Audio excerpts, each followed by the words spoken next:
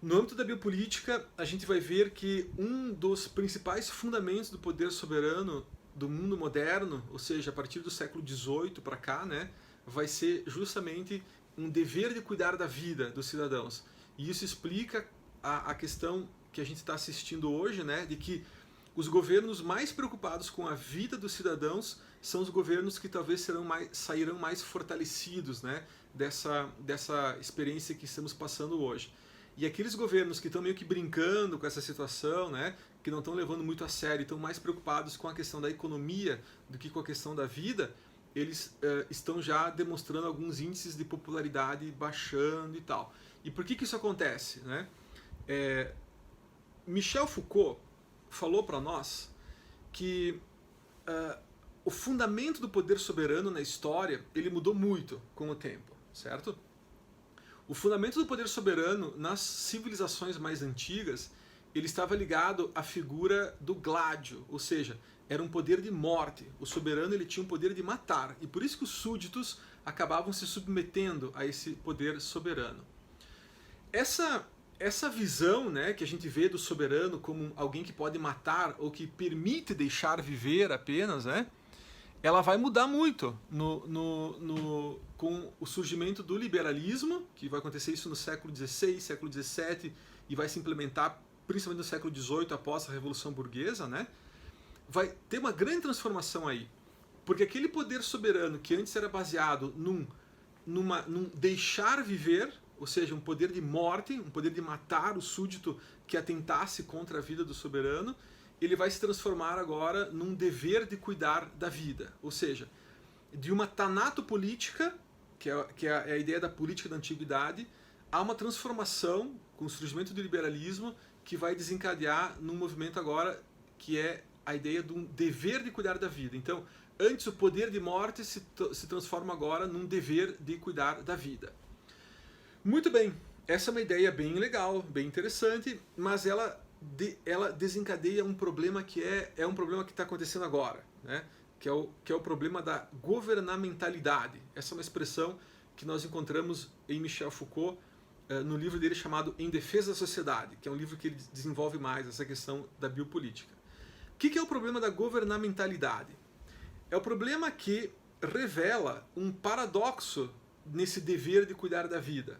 Vejam só, para o soberano cuidar da vida dos seus cidadãos, agora, ele precisa estar ao mesmo tempo autorizado a sacrificar a vida de outros cidadãos. Essa que é a questão da governamentalidade.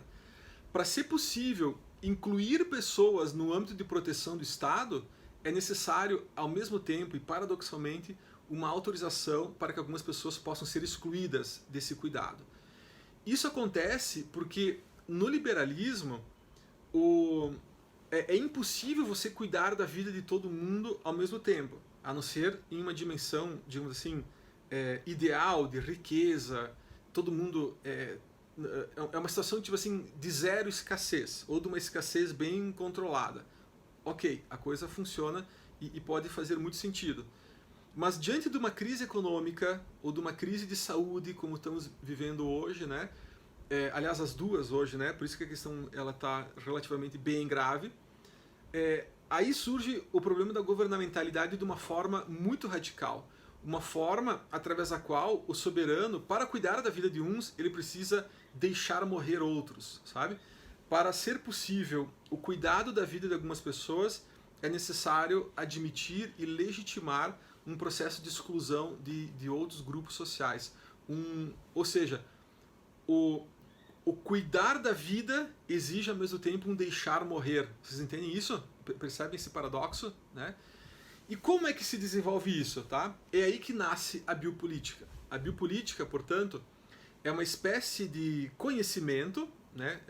Podemos dizer assim que é um ramo, né, do pensamento da sociologia política, que busca entender justamente esses processos de segregação social baseados justamente nessa ideia, né, de que o corpo, de que a bios, né, do ser humano, ela pode servir como um critério racional e justificável para essa forma de segregação. Tá?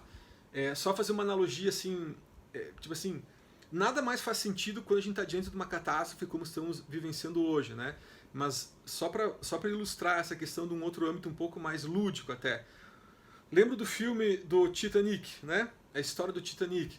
Chega uma hora que não tem botes para todo mundo. Então chega uma hora em que a governamentalidade vai ter que fazer uma escolha que para salvar a vida de alguns vai ter que sacrificar a vida de outros, certo? E esses critérios geralmente são sacrificar a vida dos mais velhos, dos mais pobres, né? Lembro do Titanic, né? Primeiro mulheres e crianças, depois, né, os ricos em geral, e no fim das contas aí então se deixa os velhos e o pessoal que estava no porão do navio, né, que são os plebeus da época, né, as classes mais baixas. Então a biopolítica tem por objetivo estudar justamente esse tipo de relação que é bem interessante, e entender como essas relações se constroem, né, no mundo de hoje.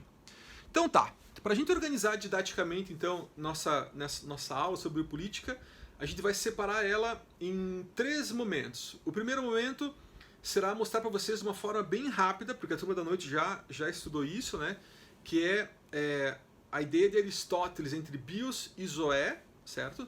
E como que Giorgio Agamben, que é um autor contemporâneo, entende essa relação de uma forma bem diferente, de uma forma bem interessante, né? Para falar então hoje do Homo sacer, falar da figura daquele ser humano que não está nem na zona de cuidado do Estado, mas ele também não é uma pessoa totalmente abandonada, ele está naquela zona de uma indistinção, é uma zona de insegurança, é como se fosse um campo de concentração simbólico, né? No qual as pessoas que se enquadram nessa situação estão meio que ali numa situação meio que de insegurança absoluta, tá? Essa então vai ser a primeira parte da exposição. Depois a gente vai vir com Michel Foucault para entender os principais mecanismos biopolíticos da modernidade, ou seja, os mecanismos de controle dos corpos individuais e os mecanismos de controle das populações, tá? Então são as 2 grandes dimensões da biopolítica, né, que a gente vai ver numa segunda parte.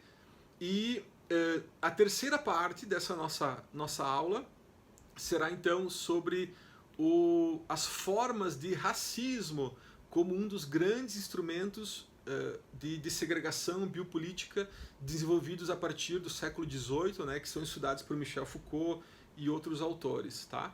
Lembrando que o racismo em Foucault ele não se limita a uma discussão de racismo étnico, né? Não se trata apenas da cor, certo? Isso é um racismo, com certeza.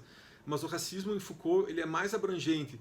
Ele permite pensar todas as formas ligadas a atributos biológicos, né?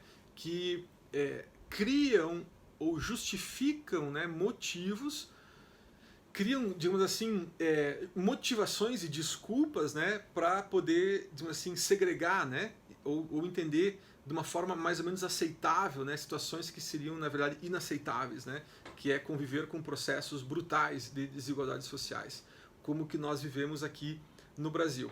E no final eu quero fazer uma reflexão sobre a situação, né, diferente que pode acontecer no Brasil em relação ao coronavírus, porque até hoje nós vimos o coronavírus atuando em países de primeiro mundo, né, países em que esses processos e essas estruturas de desigualdade social não são tão acentuadas, certo?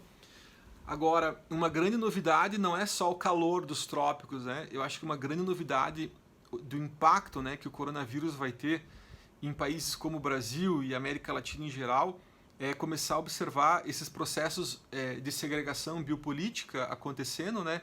Porque nós estamos aqui diante de um perigo que envolve também classes sociais, grupos sociais diferentes, né?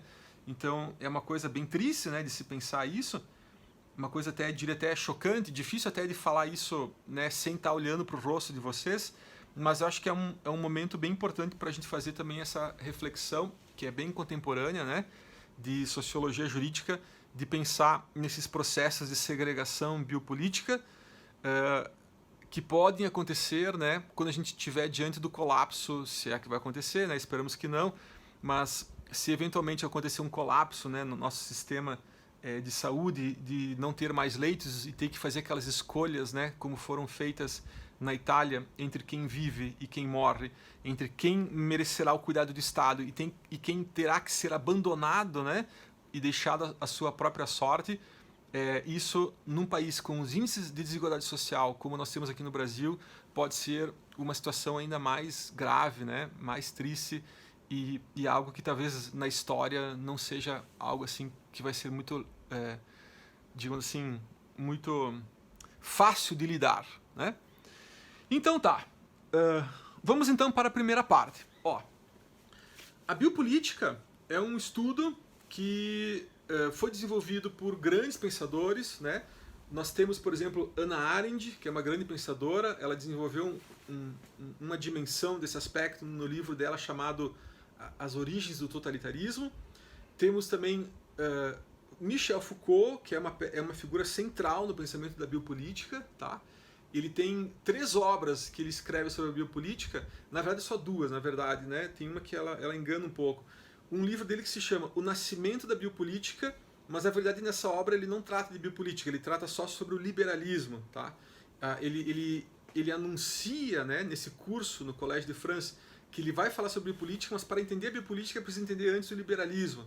Só que ele acaba falando sobre o liberalismo o ano todo, e quando ele ia começar a falar sobre biopolítica, acaba o ano e ele diz assim, ó, sinto muito, mas não deu para falar sobre biopolítica. Tipo, é uma obra que o título dela poderia ser outro, poderia ser tipo, né, as origens do liberalismo e tal, e não exatamente o nascimento da biopolítica.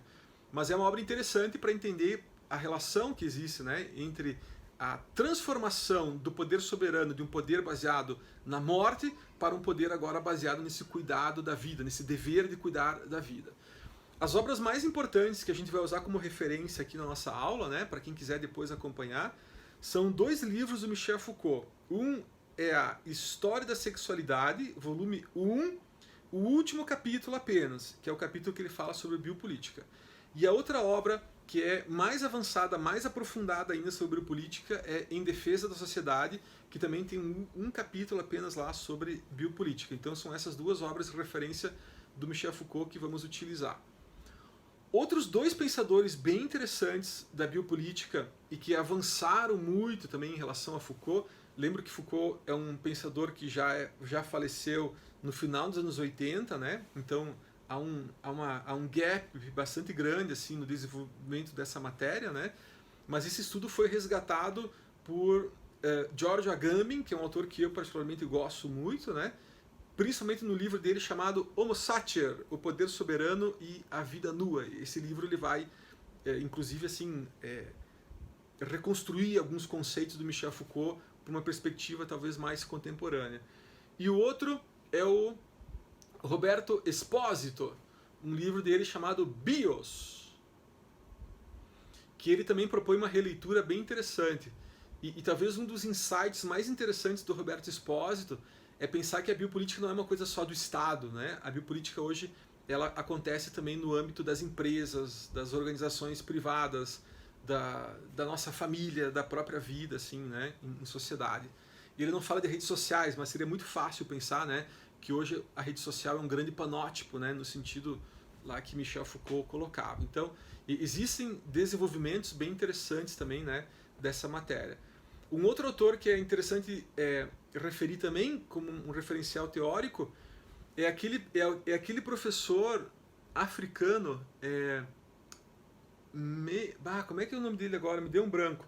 Mas o nome do livro é Necropolítica, certo? Ele é um autor africano, um cara também fantástico, que tem desenvolvido também esse pensamento do Foucault em uma perspectiva global que é bem interessante, tá bom? Bom, feito então contado para vocês quais são as referências teóricas assim, né, desse estudo da biopolítica, os principais, tá? Claro que existem outros, existem autores latino-americanos também que desenvolvem essa matéria e tal, mas essas são as grandes referências, é daí que vem toda a discussão, tá? Vamos começar então pelo seguinte. Gente, de uma forma bem objetiva, tá? Aristóteles tem uma passagem no livro dele chamado A Política, que ele propõe uma discussão sobre o que diferencia um ser humano de um animal, né? E essa passagem é interessante porque se a gente observar todo o desenvolvimento do pensamento científico depois, a gente meio que esquece um pouco aquilo que Aristóteles falou. Porque geralmente a gente vem com uma distinção medieval, né, de que o homem teria espírito e os animais seriam seres que agem por instinto. o ser humano teria alma, né? E os animais agiriam só por instinto. E depois, no racionalismo, a gente vai ter a ideia de que o ser humano é dotado de razão, enquanto os animais não, são seres irracionais que só agem por instinto. Bom, essa diferenciação ela serviu também para justificar a diferença entre livres e escravos, para vocês terem uma ideia. Então eu vejo isso é importante porque até hoje, quando nós queremos desqualificar um grupo social, a gente pode chamar eles de irracionais, de pessoas ignorantes, de pessoas que agem muito mais baseadas na emoção do que na razão. Ou um grupo social que age muito mais baseado nos instintos do que na razão. Então vejam, essas são formas já de tu criar um mecanismo de segregação social, e esses são os mecanismos biopolíticos, são estruturas discursivas, portanto, né, que vão criar essas estruturas de segregação social do mundo contemporâneo. Então, é interessante lembrar Aristóteles porque na história a gente meio que perdeu uma ideia que era fantástica do Aristóteles. Aristóteles dizia o seguinte: o que distingue os homens dos animais não são categorias assim tão distintas, né? Ele fala assim, ó, existe a bios e existe a zoé. A bios é uma vida política qualificada, enquanto que a zoé é uma vida de natureza, uma vida de pura sobrevivência. Só que entre bios e zoé não existe um limite, existe na verdade uma graduação. Há vários seres humanos que vivem nesse limiar entre bios e zoé. Ou seja, a bios é a palavra que a gente vai se referir a seres humanos que têm uma vida política qualificada. E a zoé não se trata apenas de uma vida animal, de uma vida de sobrevivência, mas se trata também de uma vida desqualificada politicamente. E na passagem da bios e para a zoé, existe uma gradiente de várias possibilidades. Existe, portanto, um limiar, um limbo, uma zona dentro da qual há uma certa indistinção entre quem vive na bios e quem vive na zoé. É justamente nesse lugar que entra aquela figura metafórica, né, que Giorgio Agamben utiliza, que é o homo sacer, certo? A pronúncia correta seria homo sacer, tá? Tem gente que fala homo sacer, tem gente que fala outras expressões, mas no latim é o homo sacer, que é aquela ideia da vida nua, uma vida que não é nem qualificada e tampouco desqualificada. É uma vida que se encontra numa situação de exceção. É uma vida que é chamada assim de ser humano, certo? Mas não é um ser humano igual aos outros, tá? E a gente vê vários exemplos disso no Brasil. Por exemplo, aquela distinção que a gente usa, nós classe média usamos, né, entre cidadão de bem e as ralés, né, entre aquelas expressões tipo bandido bom é bandido morto, certo?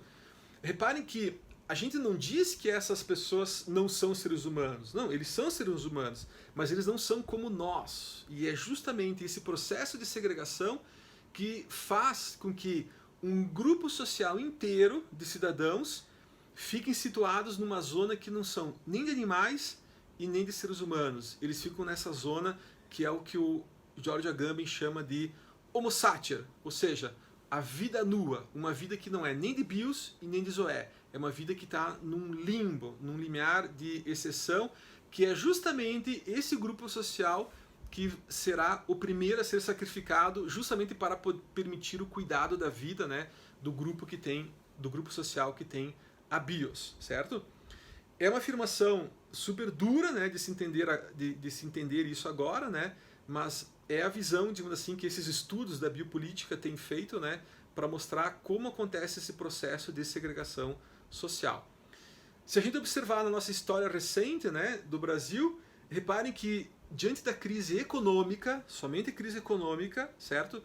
Os primeiros grupos sociais a terem seus direitos sacrificados, justamente para proteger, né, o direito daqueles que merecem cuidado do Estado, é só observar as sequências das grandes reformas, né, do direito. Primeiro foi a reforma trabalhista, né? Primeiro foi a reforma trabalhista, ou seja, você reduz um pouco o direito dos grupos ligados aos trabalhadores semi-qualificados, porque esses são os que mais dependem, né, da legislação e da proteção trabalhista. Depois, a reforma da Previdência, que são as pessoas mais velhas e principalmente os velhos pobres, né? porque os velhos ricos acabam que não precisam tanto assim dessa questão. Tem outras fontes de renda, né? Tem imóveis, tem empresas, tem outras fontes de renda, etc. Então acaba que a previdência também afeta de uma forma muito mais rigorosa ou muito mais dura aquele aposentado que foi empregado a vida inteira, né? Geralmente pessoas ligadas aos trabalhos semi-qualificados, tá? E a gente vai observando assim a sequência, né, das reformas e a gente já entende assim no Brasil, na visão, né, que a gente tem do Brasil, quais são os primeiros grupos a serem sacrificados. Ou seja, se justifica um sacrifício do direito desses grupos com boas razões, inclusive a gente fala do ponto de vista econômico, né, com boas razões, mas justamente para garantir o direito de um outro grupo social, que é aquele grupo que está no lado da BIOS, né, que é o grupo que merece o cuidado do Estado. Quando a gente observa no Brasil os diferentes grupos sociais, né, talvez não seja o caso de falar em classes, tá, no Brasil. Essa é uma questão bem controversa.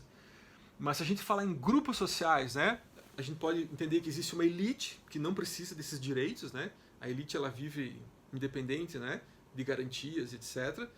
Existe a classe média, que somos nós, certo? Podemos ter diferenças de renda entre nós, podemos ter diferenças bem grandes entre renda. Mas reparem que a gente compartilha as mesmas preocupações, os mesmos medos, os mesmos desejos. Então, de certo modo, a classe média, que é o grupo no qual nós nos encontramos hoje, né? Apesar de que entre nós podemos ter algumas divergências entre renda, reparem que o nosso grau de capital cultural é mais ou menos o mesmo, certo? E é isso que torna a nossa classe mais ou menos homogênea, né? Em relação a essa dimensão. Existem os trabalhadores semi-qualificados, certo? Que são aqueles trabalhos que não dependem de um certo conhecimento, né? A gente usa como exemplo de trabalhadores semi-qualificados a empregada doméstica, o pedreiro, o padeiro, o carpinteiro, o pintor, ou seja, são profissões que não dependem de um conhecimento técnico especializado, né? É um tipo de saber que passa meio assim que não é necessário, por exemplo, fazer uma faculdade, né, ter um ensino superior para desenvolver esse tipo de trabalho. E justamente esse tipo de trabalho que é um trabalho que não é muito bem valorizado assim, né, aqui no Brasil, porque acaba que ele fica ligado assim mais a essas classes, né, que a gente chama de trabalhadores semi-qualificados. E existem também as ralés, que é um grupo social que a gente nem conhece, certo? A ralé são aqueles grupos sociais que vivem nas periferias das grandes cidades, certo? Talvez aqui em Pouso Alegre nem tenha ralé no sentido que tem, por exemplo, nas periferias de São Paulo, Rio de Janeiro, Recife, Porto Alegre, Curitiba, etc. Grupos sociais baseados em famílias absolutamente desestruturadas, certo? São grupos sociais que vivem à margem, inclusive, do direito do Estado.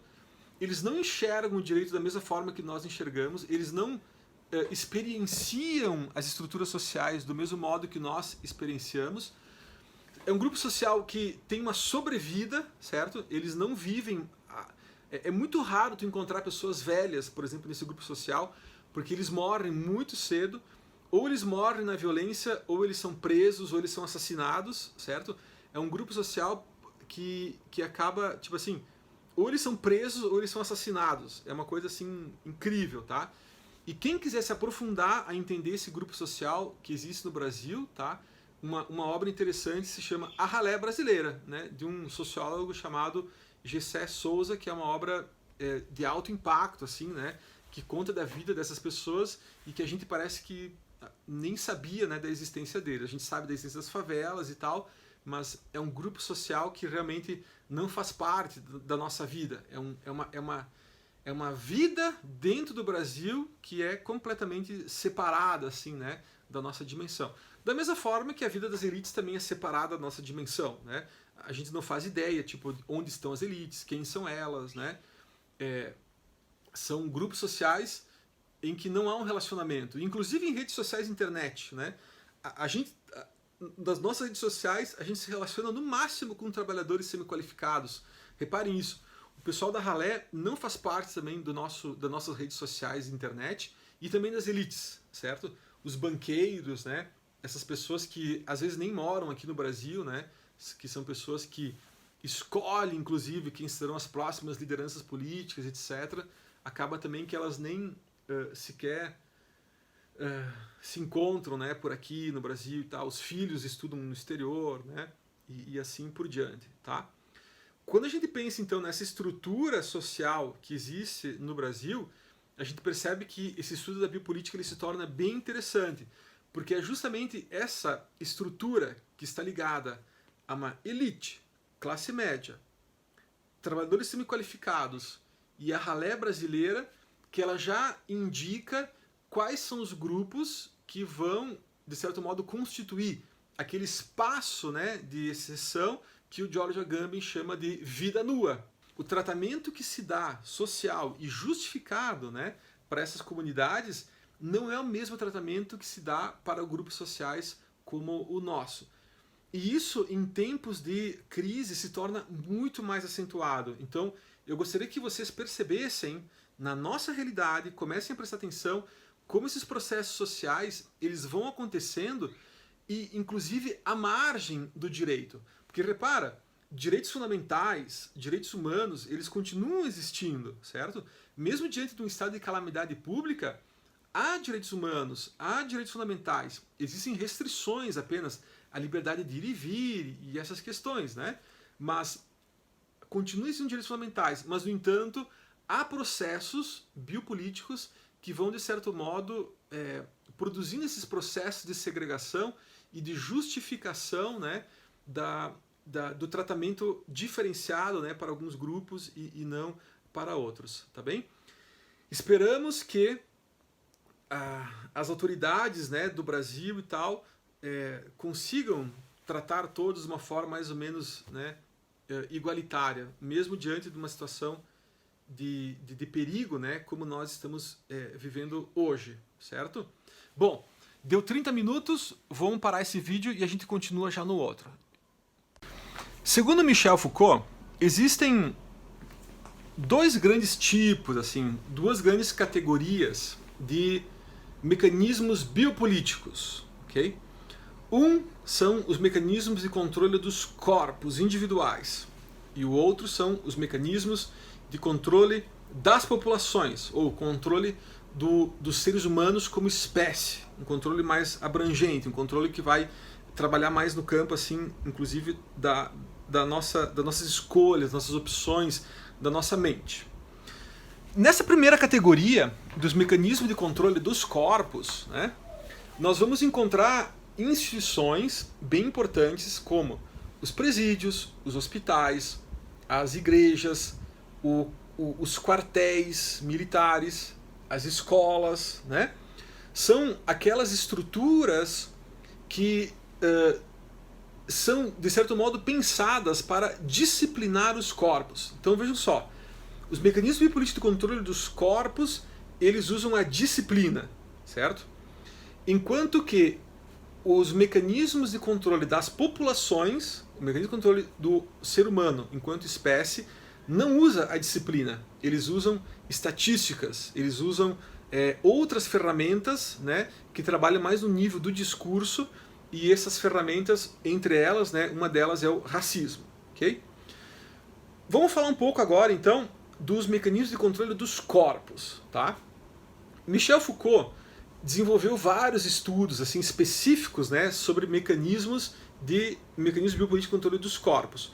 Um deles, que eu acho que já é conhecido de todos vocês, são os presídios. Né? Quem já leu Vigiar e Punir, do Michel Foucault, vai ver uma obra em que ele aprofunda os presídios como um instrumento biopolítico de disciplina, né?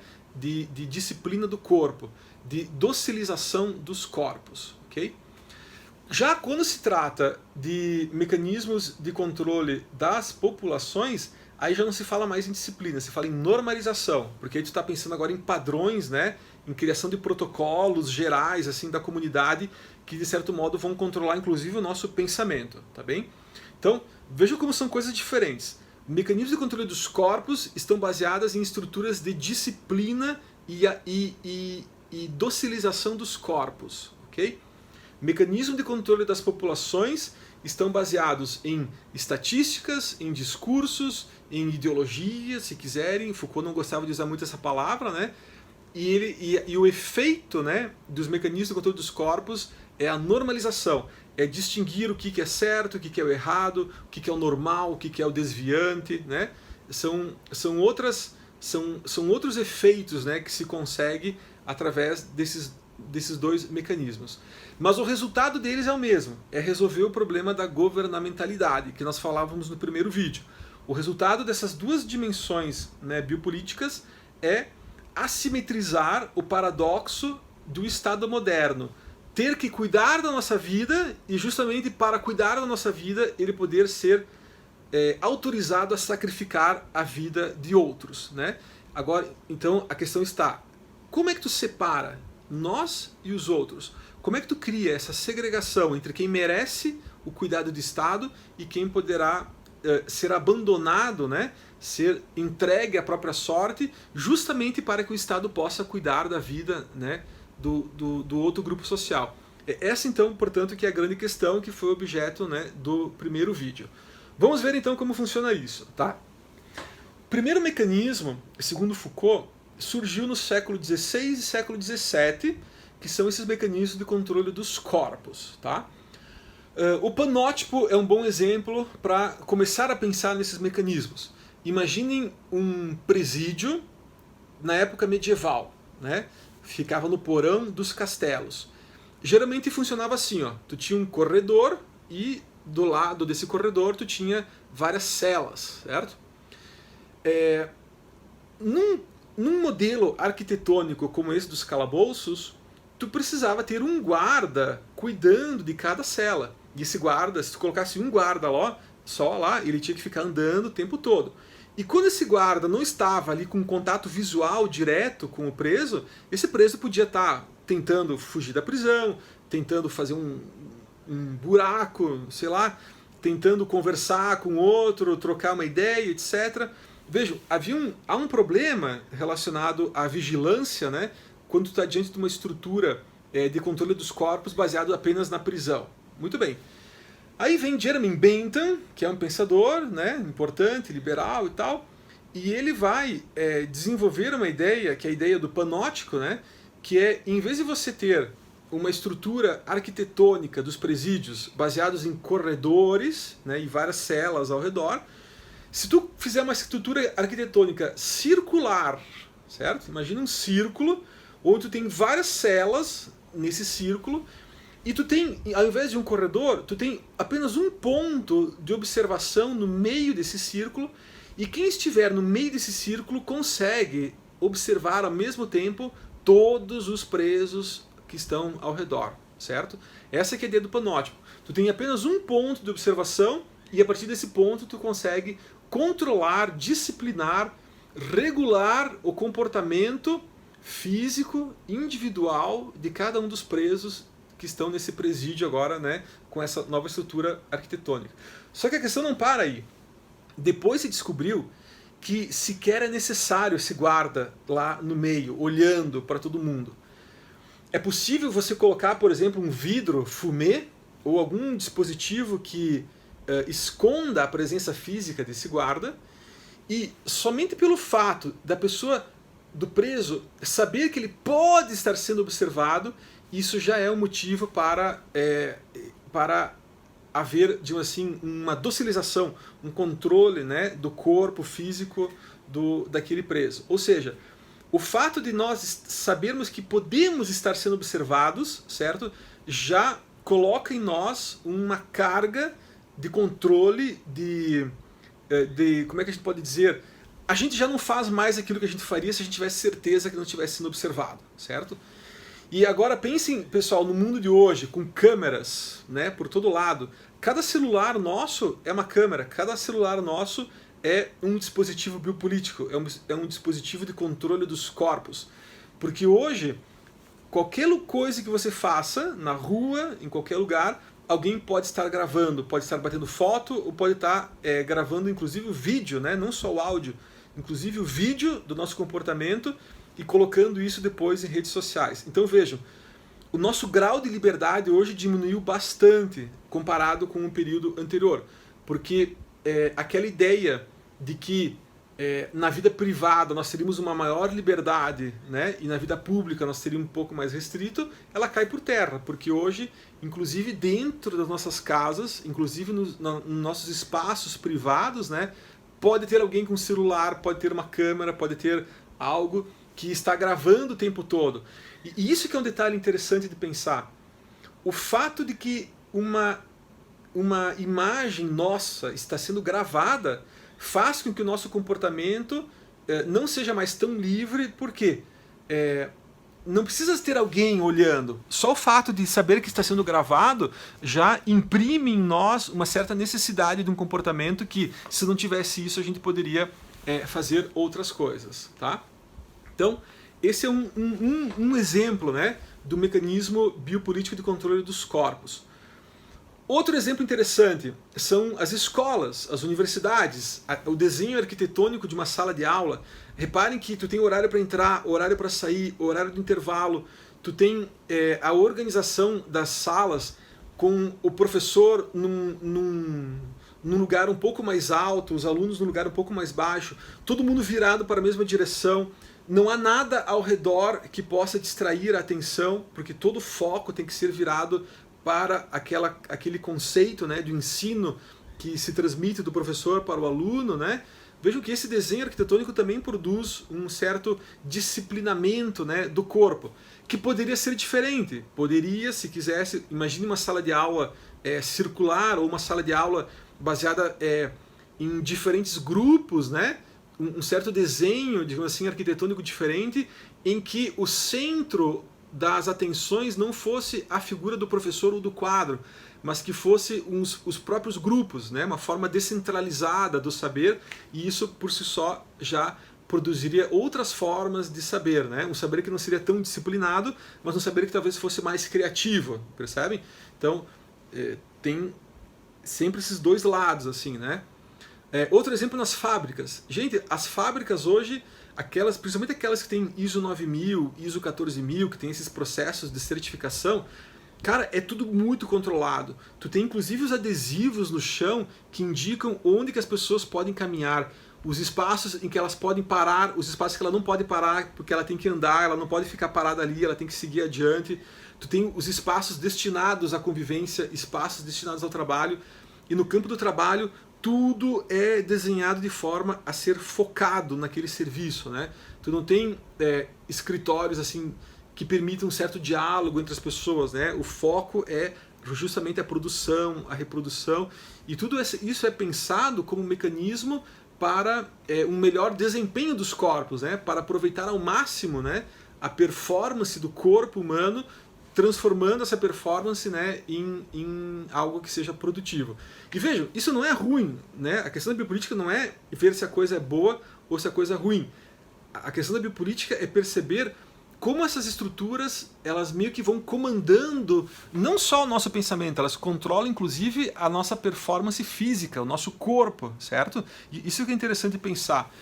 Por isso que o pessoal da biomedicina consegue olhar para um corpo humano e eles, só de olhar para o corpo, eles já dizem se aquela pessoa é um trabalhador rural, se é um trabalhador da construção civil, se é um cara que trabalha na fábrica, ou se ele é um intelectual, se ele é um advogado, se ele é um psicólogo e etc. Porque esses mecanismos biopolíticos, eles deixam cicatrizes no nosso corpo, vocês percebem? Eles deixam marcas na própria estrutura física do corpo. Nós falávamos isso com o pessoal da noite. É possível olhar para o corpo de dois jovens, certo? E saber que um é um trabalhador da construção civil e o outro é um cara que só faz academia, vocês percebem? Porque embora os dois levantem peso o dia todo, né, a forma da condição física desses dois corpos serão diferentes. Porque o ambiente no qual eles estão insertos, né, acabam, digamos assim, sofrendo a inscrição de mecanismos biopolíticos que são diferentes, certo? Estou falando sim que a academia também é um mecanismo biopolítico, tá? Inclusive tem alguns pensadores contemporâneos, como aquele coreano, esqueci o nome dele, mas é um livro chamado A Sociedade do Cansaço. Ele fala isso, né? Que enquanto na época de Foucault os mecanismos biopolíticos eram o presídio, o hospital psiquiátrico, a escola, o quartel, etc., né? Os mecanismos biopolíticos de hoje são a academia, as redes sociais, as clínicas de estética e etc. Na época de Michel Foucault, a opressão desses mecanismos biopolíticos geravam delinquentes, geravam loucos, né? Hoje, a opressão dos mecanismos, né, desses novos mecanismos biopolíticos, geram pessoas depressivas, com burnout, com esgotamento, né, geram pessoas ansiosas. Então, olhem que coisa interessante, né, esse tipo de observação. Talvez o mundo de Foucault fosse o mundo da repressão, certo? E que por isso que quem não se adequava àquele mundo da repressão virava delinquente, virava uma pessoa louca, virava pessoa subversiva. Hoje o mundo não é mais um mundo de opressão, é um mundo da performance, é um mundo em que a opressão parece que ela se internalizou dentro de nós mesmos.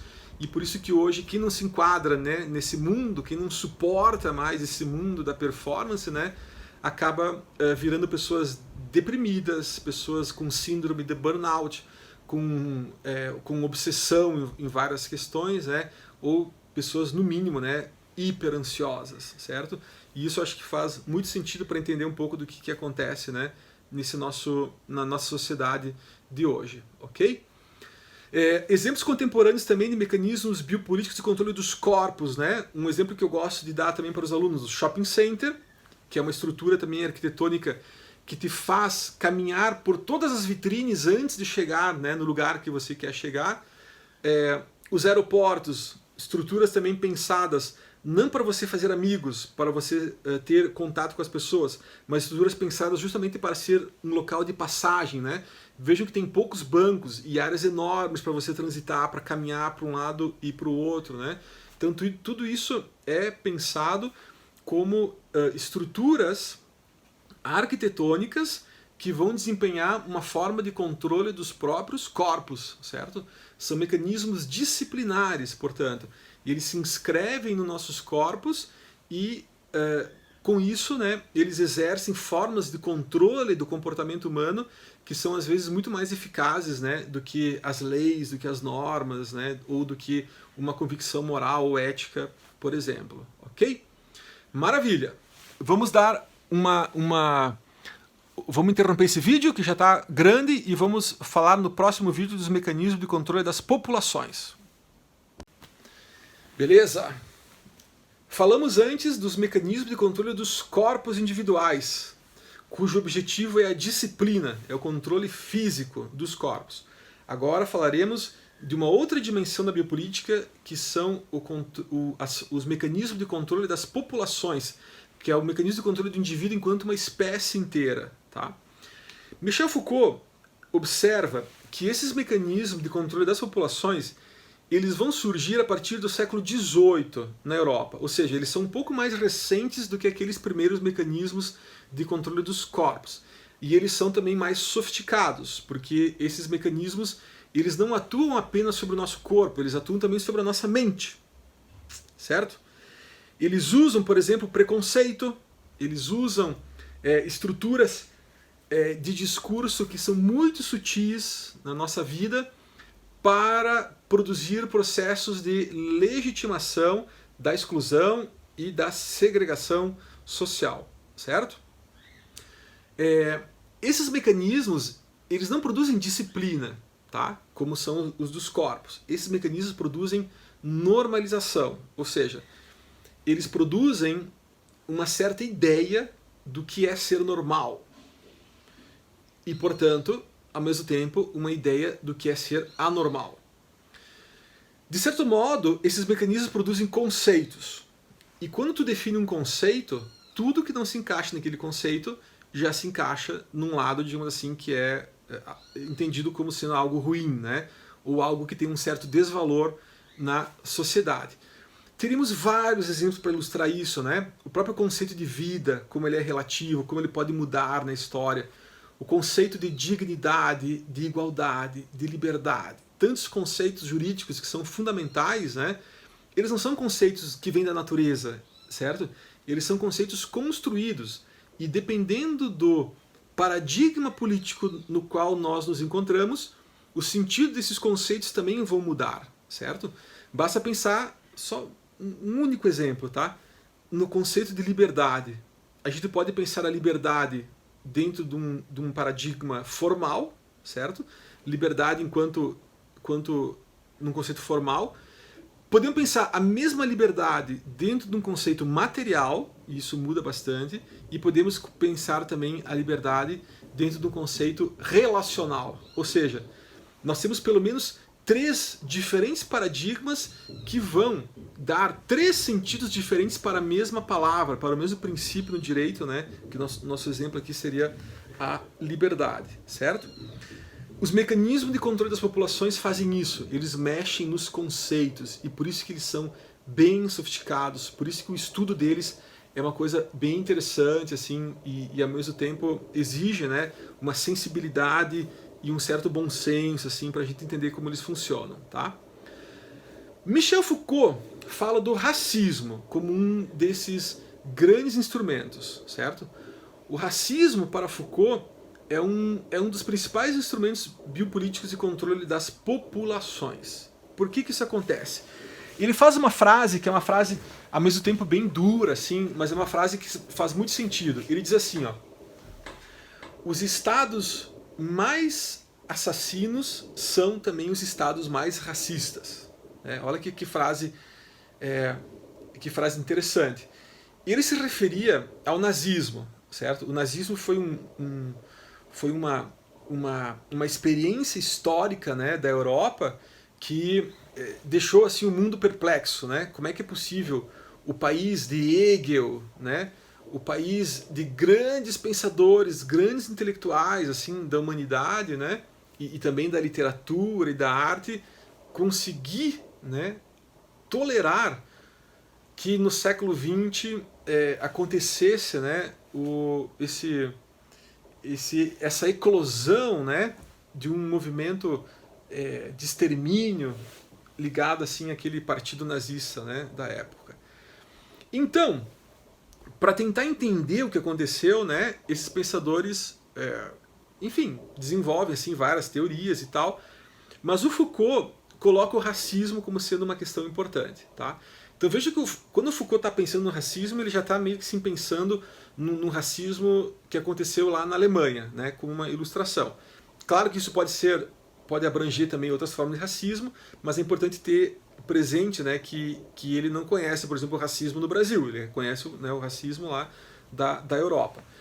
Agora, fica fácil perceber também o racismo em relação aos estrangeiros, certo?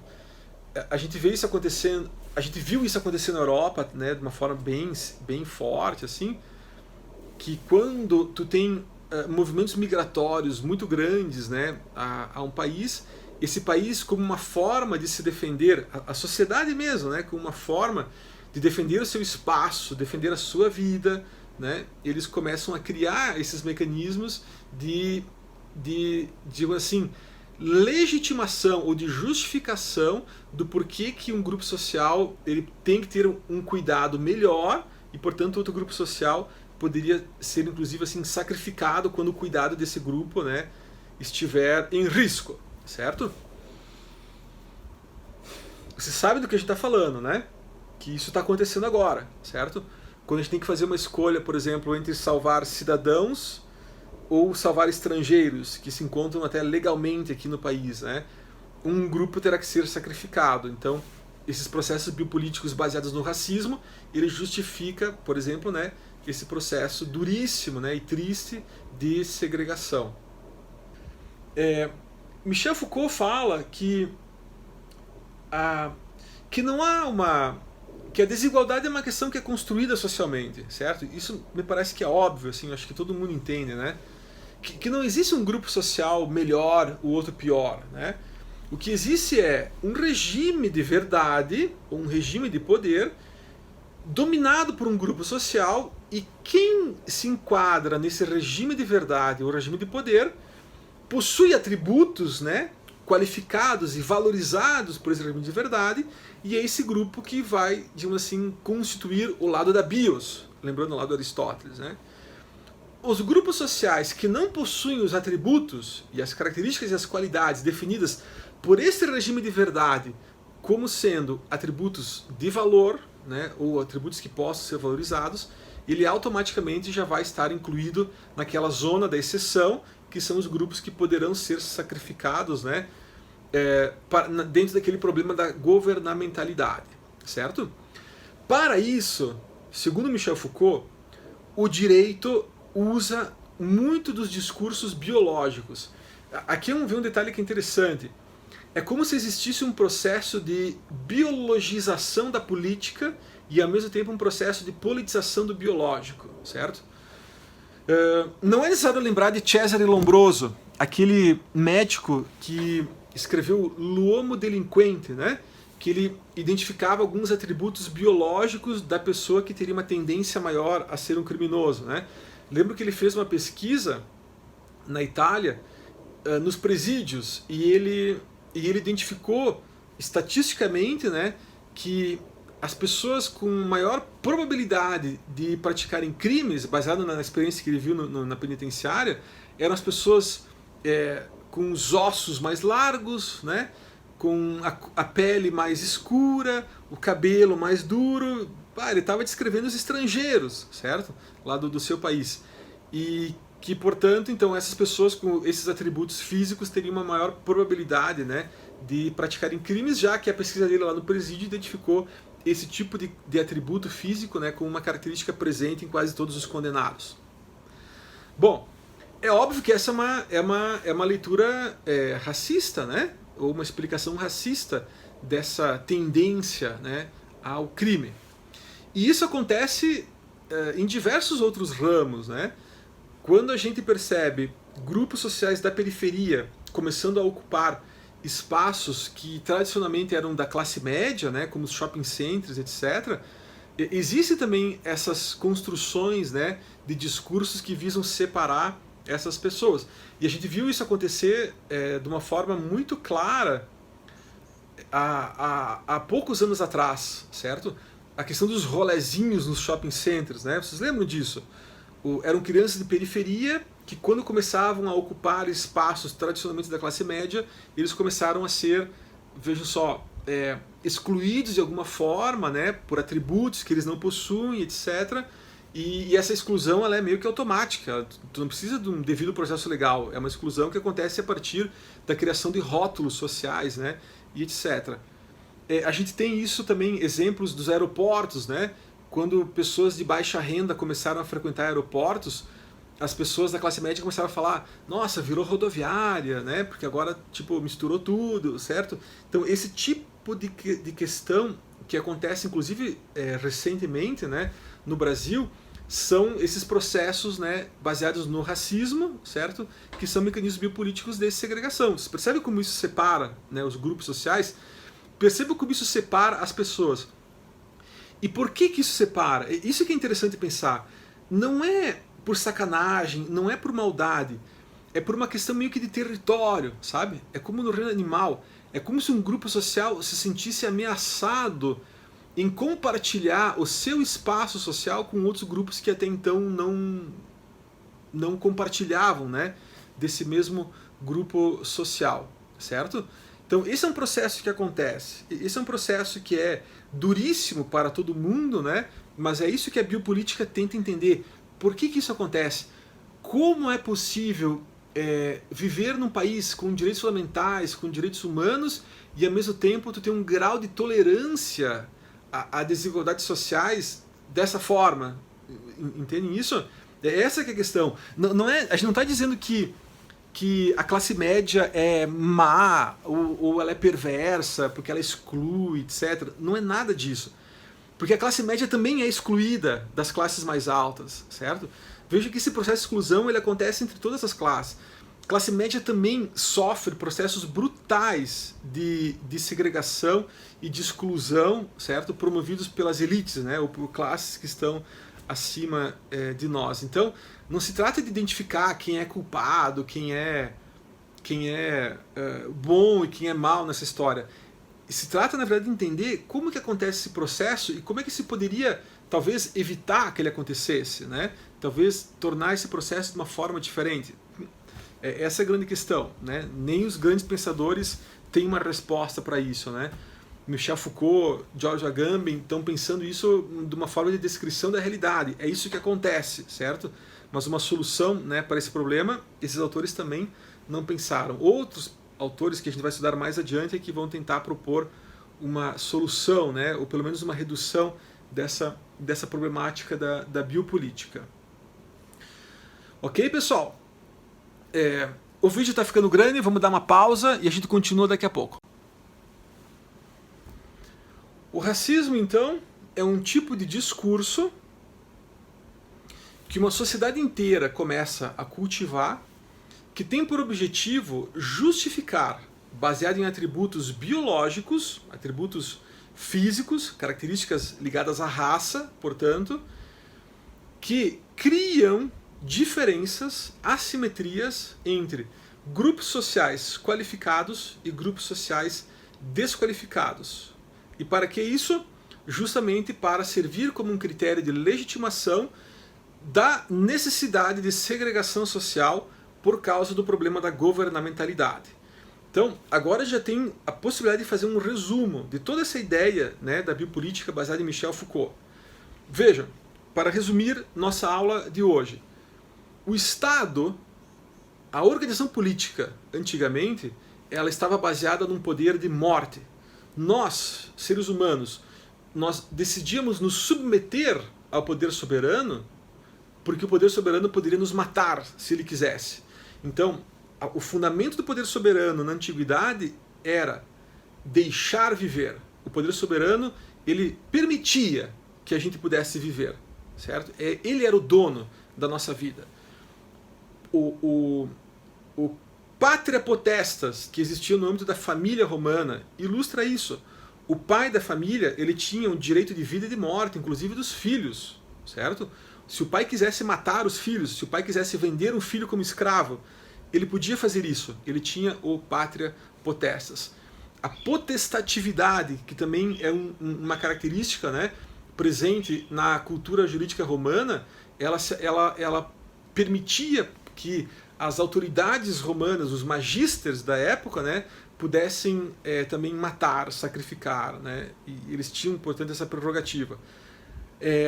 Talvez esse direito de morte, certo, perdurou até por toda a Idade Média. Mas quando surge o pensamento liberal, né, com essa nova convicção agora de liberdade, igualdade e fraternidade que vai eclodir na Revolução Francesa, pessoal, todo esse movimento, todo esse fundamento do poder soberano se torna incompatível com esse novo regime de verdade, né, que vai começar a vigorar a partir da Revolução Francesa e isso se espalhando pelo mundo inteiro. O novo regime de verdade, baseado agora na igualdade, liberdade e fraternidade, ele vai colocar agora um novo fundamento para o poder soberano. O poder soberano só se fundamenta num dever de cuidar da vida. Se o nosso poder soberano não cuidar da nossa vida, não há mais uma razão para nós nos submeter a esse poder soberano. Vocês percebem? Essa foi a grande transformação do século XVI, século XVII e século XVIII no âmbito da filosofia política. O poder soberano agora, ele precisa cuidar da nossa vida. Nós só nos submetemos ao poder soberano porque ele agora vai cuidar da nossa vida. E a gente pode ver isso nos grandes pensadores que vão fundamentar o Estado moderno. Thomas Hobbes diz, a gente aceita o Leviatã não porque o Leviatã é bom, porque ele faz bons negócios, porque ele representa nós e qualquer coisa. Ele diz assim, não, o Leviatã ele é meio que um mal necessário porque é ele que vai evitar a nossa morte dolorosa, né? A morte de um estado de natureza, uma morte violenta, certo? A gente se submete ao poder soberano porque esse soberano vai cuidar da nossa vida, vai evitar que a gente tenha uma morte dolorosa, né, num estado de natureza. E se a gente for para os franceses também, o discurso é mais ou menos o mesmo, né? Bom, não podemos entrar nesse assunto agora, senão a gente vai demorar muito aqui no nosso vídeo. Mas a gente poderia ir para os franceses e também John Locke, né? Os grandes pensadores, né, do Estado moderno e tal, da propriedade privada, da liberdade pública, da autonomia pública e autonomia privada, né? E Thomas Hobbes, que talvez seja um dos primeiros, né, grandes pensadores a fundamentar a ideia do Estado moderno. Essa ideia, pessoal, ela vai se tornar uma coisa super importante, né, na modernidade. Só que aí vem o problema. Para cuidar da vida, o Estado precisa, ao mesmo tempo, de uma autorização, de uma carta branca para sacrificar algumas vidas. Porque diante da exceção, diante da crise, diante dos problemas de ordem econômica, política e agora vemos também de ordem sanitária, né, justamente para poder cuidar da vida, para continuar a exercer essa função, né, mais fundamental, a função mais arquétipa, né, do poder soberano hoje, ele precisa estar autorizado a sacrificar algumas vidas.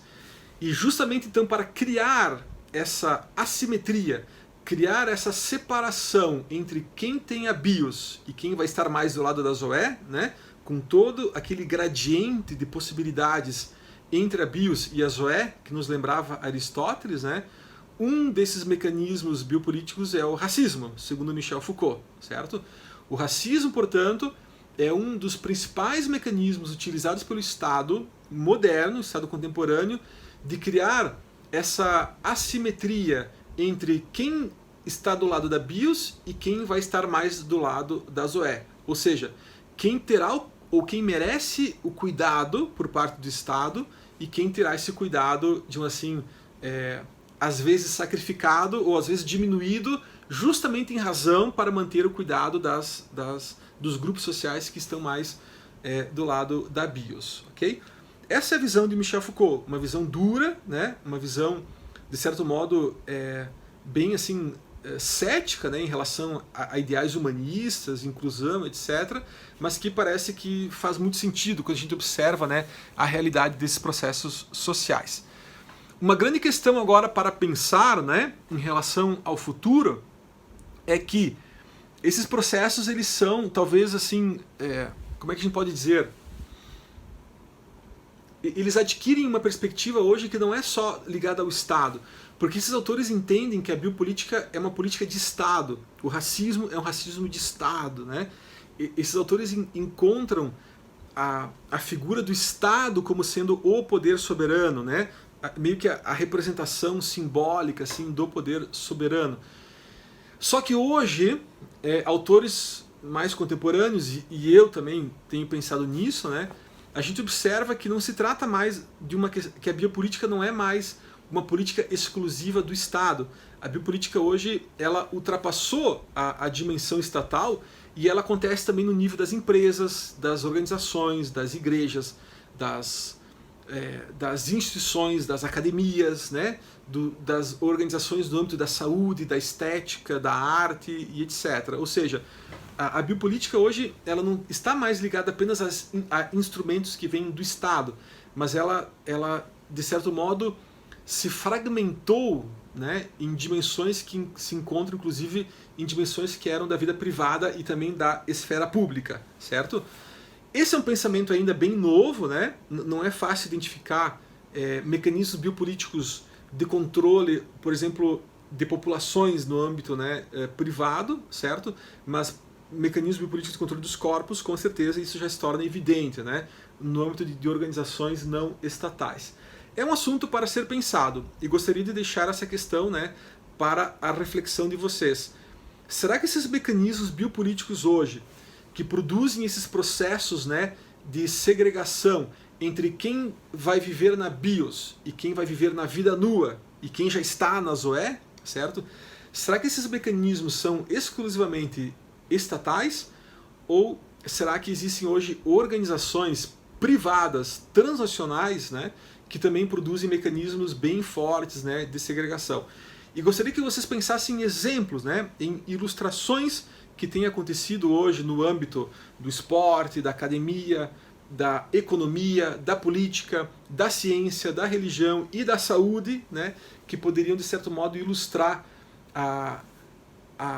o transbordamento, né, dos mecanismos biopolíticos do âmbito do Estado, também agora para o âmbito das organizações privadas, né, e etc. Uma dúvida, né, que nós que pesquisamos essa área temos e que gostaríamos de compartilhar com todos para a gente discutir e a partir disso, né, tentar entender melhor essa situação. Beleza, pessoal?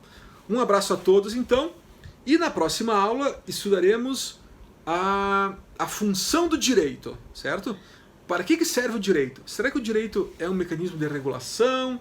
Será que ele tem a ver com controle social, com ordem social? Ou será que ele tem a ver com outras coisas que nós no direito talvez não tenhamos pensando ainda nessa perspectiva? Ok, pessoal? Boa semana a todos, cuidem-se, obrigado pela atenção até aqui.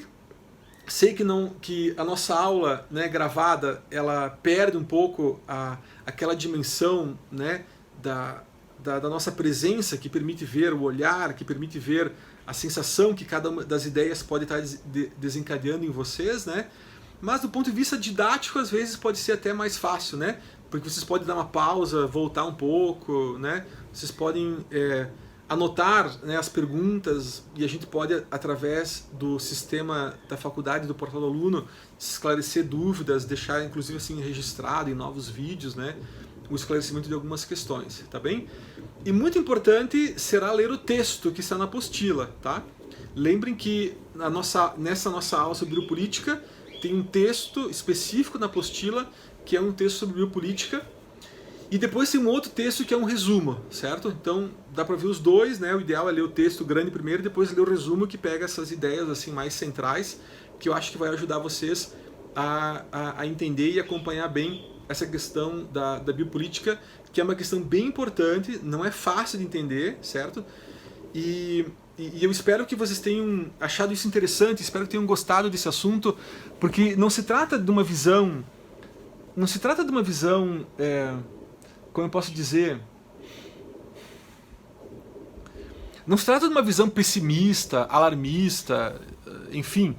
Se trata, na verdade, de um estudo que foi baseado a partir da experiência europeia, né, do nazismo e tal, e que isso tem permitido entender os problemas decorrentes das migrações, né, que é uma coisa mais recente, e que agora permite, talvez, né, colocar alguma luz assim, né, sobre o coronavírus, né, essa situação que está acontecendo hoje, que está deixando todo mundo, né, muito assustado. Tá todo mundo na vida nua, certo? Acho que essa que é a grande mensagem que a biopolítica pode deixar para nós. O coronavírus está mostrando para nós que entre bios e zoé existe um gradiente de várias possibilidades e parece que hoje nós todos, né, diante do coronavírus, estamos mesmo na vida nua, que é aquela vida que não está garantida nem na bios e também não tem certeza que vai estar aqui na zoé, né? Numa vida de sobrevivência ou numa vida baseada só nos instintos. Nós estamos justamente nessa zona de exceção, certo? A exceção soberana, né? Em que a gente está vendo o Estado ao mesmo tempo cuidando da nossa vida, certo? E ao mesmo tempo tendo que criar várias regras, né? Várias formas de exceção das nossas liberdades, nossas autonomias, justamente para cuidar, né, da nossa vida. Então, pensando assim com muito bom senso, né, com muita solidariedade, né, entre nós, um dos ensinamentos, né, que a gente pode levar já, né, do coronavírus é que entre bios e zoé, nossa vida na verdade está sempre ali no meio, né, sempre uma vida nessa zona, no limiar, no limbo, né, que é o que o Giorgio Agamben chamou de vida nua. Uma vida que merece proteção, né, do Estado, mas que sempre está diante da possibilidade de um processo biopolítico de exclusão. Enfim, amigos, vamos para o portal do aluno agora, que agora nós vamos discutir umas questões. Vou passar para vocês umas questões com base, né, nessa exposição, para que a gente consiga fixar a nossa matéria. Beleza, pessoal? Nos encontramos lá então. Um abraço a todos.